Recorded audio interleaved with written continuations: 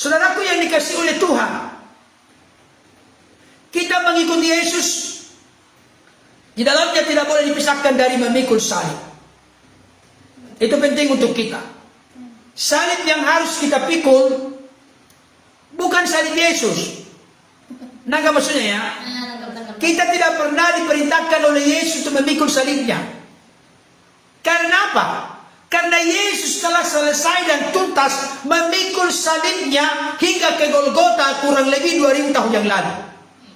Makanya kebenaran firman Tuhan dalam Matius dan Lukas dikatakan, memikul salibnya setiap hari. Salibnya, barang siapa mau menjadi pengikut aku, ia harus memikul salibnya. Berarti yang menjadi pengikut Yesus memikul salib masing-masing. Saya kasih tahu, siapapun kita, apapun latar belakang kita, apapun suku kita, kita semua telah disiapkan oleh Kristus salib kita masing-masing. Salib itu bukan menyusahkan kita, tapi untuk menuntun, memimpin kita. Sama seperti kuk yang ada dikenakan kepada kerbau yang membajak sawah. Tahu saudara kuk? Kuk yang ditaruh di sininya, di lehernya itu. Dengan adanya kuk di leher dari kerbau itu, untuk ngeluku sawah, membajak sawah. Jadi kuk itu ditaruh supaya bisa dia gampang, mudah dipimpin, dituntun, diarahkan. Dan hasilnya maksimal. Itu sebabnya dikatakan oleh Yesus, marilah kepadaku semua yang tidak sudah berberat, aku akan memberikan kelegaan kepadamu. Pikullah kuk yang kupasang. Coba dibaca dulu. Matius 11 ayat 29. Pikullah kuk yang kupasang, seterusnya apa? Dan belajarlah daripadaku. Terus? Karena aku lemah lembut dan rendah hati, dan jiwamu akan mendapat ketenangan. Pikullah kuk yang kupasang. Kuk yang dipasang itu bukan karena Tuhan jahat, tapi karena Tuhan cemburu. Dia tidak mau kita terhilang. Dia tidak mau kita melenceng ke kiri dan ke kanan. Dia mau kita ada di dalam jalur koridor kehendak, rencana, keinginan, jalan dan tujuan Tuhan. Itu maksudnya, Bapak Ibu Saudara. Salib yang harus kita pikul itu, saya katakan tadi, adalah salib kita sendiri. Bukan memikul salib Yesus. Jangan salah. Jangan sampai nanti berkata, aku siap memikul salibmu Yesus. Wah, salah. Tuhan, aku berterima kasih engkau telah siap memikul salib demi penebusan penyelamatan kami, demi pengampunan pembenaran kami, demi pendamaian kami dengan Bapa. Yes! Tapi Yesus yang telah memberi contoh, dia siap memikul salib sampai di kayu salib. Dia berkata, sudah selesai. Kita juga harus mengikuti jejak Yesus untuk kita siap memikul salib kita masing-masing. Jangan takut, jangan cemas memikul salib, karena kekuatan Roh Kudusnya pasti mendorong, meneguhkan, menguatkan, memampukan kita sampai kepada tujuan, maksud dan kehendak Tuhan yang siapkan bagi kita. Oleh karena itu, saudaraku, tidak lagi kita memikirkan kenikmatan dunia. Jangan memikirkan kenikmatan dunia. Kalau kita memikirkan kenikmatan dunia, berarti tidak ada sangkal diri, tidak ada pikul salib. Mari kita meninggalkan zona aman. Mari kita melepaskan apa yang kita suka dan senangi. Yang mana yang kita suka dan senangi itu bertolak belakang dengan apa yang Tuhan kehendaki. Jadi mengikuti Yesus artinya kita selaras, searah, kita di belakang Yesus. Yesus pasti menuntun kita kepada rumput hijau. Yesus pasti menuntun kita kepada kekudusan, kepada kebenaran, kepada kehendak Bapa. Mari kita tetap setia ada di belakangnya. Itu maksudnya. Orang yang suka berbohong, mari tetap berbohong lagi. Amin. Orang yang suka berbohong, jangan berbohong lagi. Orang yang suka ngegosip, jangan ngegosip lagi. Orang yang suka berzina, kemarin itu ada saudara kita, saudaraku, atlet taekwondo dari Sulawesi Utara, Sangihe, namanya Glenn Enrico. Saya sangat terharu dengan beliau, saudara. Sudah ada saya buat kontennya di sini. Saudara itu yang dikasih oleh Tuhan. Beliau bisa memberikan pesan-pesan terakhir memberikan semangat. Bahkan beliau 2 kali menyebutkan, Tuhan Yesus memberkati, Tuhan Yesus memberkati. Luar biasa sekali. Dia sekalipun umur masih sangat muda, masih pacaran karena ada pacarnya yang menangis di sisinya. Waduh, setia banget. Masih pacaran. Masih muda tapi meninggalkan sebuah inspirasi bagi kita. Dia hidupnya, dia memberikan pesan-pesan terakhir, bukan pesan-pesan persungutan, kemarahan, kekecewaan, kepahitan, tidak. Tapi dia memberikan pesan-pesan yang baik dan positif. Di akhir hidupnya seperti itu.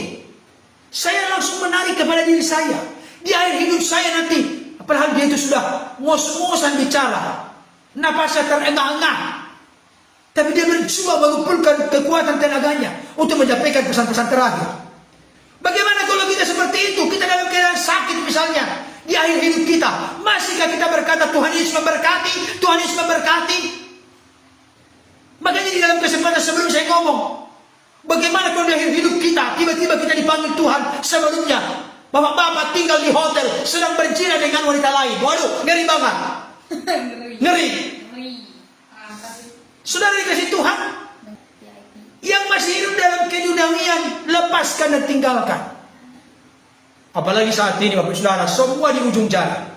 Dengarkan Bapak Ibu Saudara, mari proteksi, jaga, perhatikan anak-anak kita.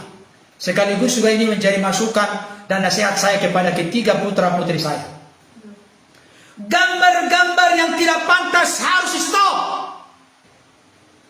Film-film yang tidak bermutu, yang tidak membangun harus stop. Saya kasih tahu Bapak Saudara, sekarang ini banyak orang Kristen punya rumus. Apa rumusnya? Pak Pendeta, ini kan sudah zaman maju sekarang, dunia digital sekarang, dunia internet sekarang. Itu mah biasa. Sifat mementingkan diri sendiri atau egois, tidak peduli dengan kesusahan orang lain, sudah waktunya dipelihara, dilestarikan. Amin. Bukan, sudah waktunya dibuang jauh-jauh. Saya kasih tahu, ini tidak mudah, tidak gampang, Bapak Ibu Saudara. Oleh karena itu, mari kita arahkan hidup kita kepada Tuhan. Kita arahkan hidup kita untuk rajin membaca merenungkan firman. Dengarkan Bapak Ibu Saudara, pada dasarnya di dalam diri kita ini ada hal yang kurang, sifat watak karakter yang belum sempurna. Saya ibaratkan seperti satu wadah, di mana wadah itu diisi dengan tinta hitam. Bagaimana secara alami bisa mengusir tinta hitam ini dari wadah ini? Ambillah ceret yang besar, tumpahkanlah kepada wadah ini. Sirami terus, sirami terus, sirami terus. Maka nanti warna tinta yang hitam itu akan keluar, digantikan dengan air yang jernih yang ditumpahkan dari ceret.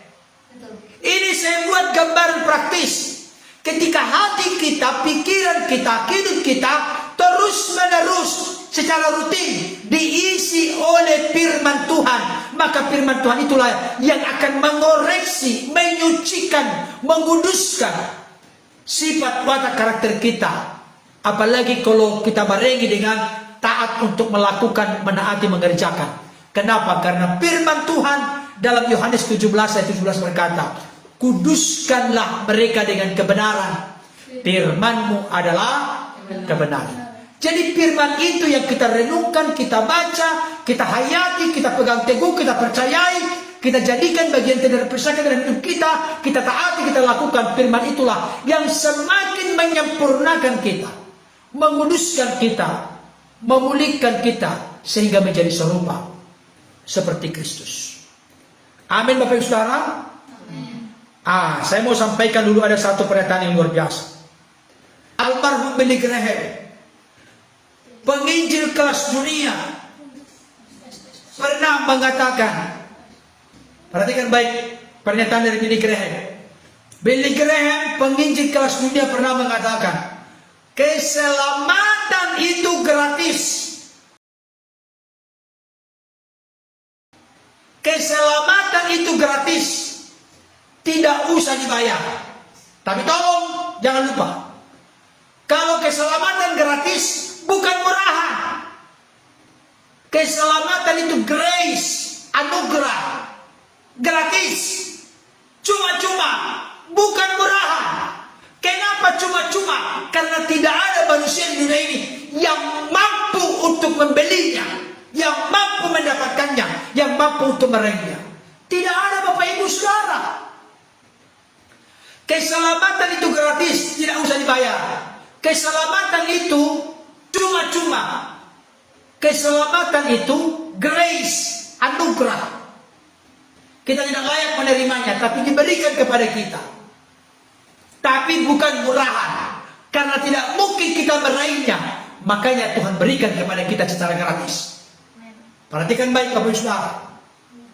Tetapi untuk mengikuti Yesus ada harga yang harus dibayar.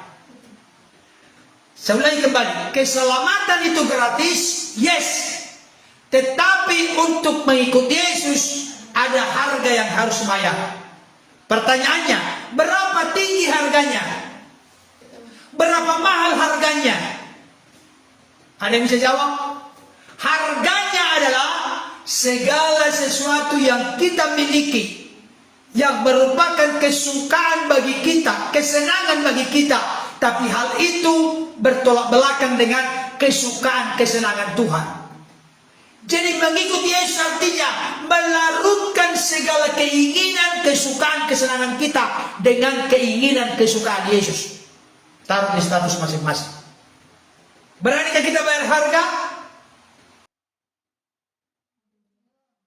Bagaimana keluarga di sini ada yang berani jawab enggak? Beranikah kita bayar harga? Berani. Amin. Puji Tuhan.